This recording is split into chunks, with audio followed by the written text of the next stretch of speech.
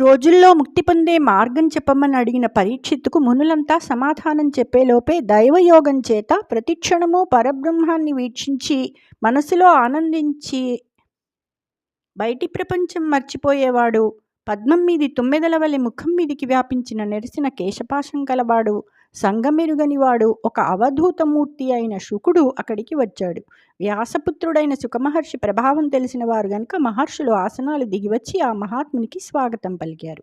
పరీక్షిత్తు ఆ మహాయోగికి అతిథి సత్కారం చేసి సాష్టాంగ నమస్కారం చేసి పూజించాడు. గ్రహ నక్షత్ర తారకల మధ్య ప్రకాశించే పూర్ణిమా చంద్రుని వలె శుకమహర్షి బ్రహ్మర్షి దేవర్షి రాజర్షుల మధ్య ప్రకాశిస్తున్నాడు. ఆయనను చూసి పాలమునీలమోపి భయభక్తులతోడ నమస్కరించి భూపాలకులోత్తముండు కరపద్మములన్ ముకుళించి నేడు నా పాలిటి భాగ్యమెట్టిదియో పావనమూర్తివి పుణ్యకీర్తివి వేళకు నీవు వచ్చితి వివేక విభూషణ దివ్య భాషణ.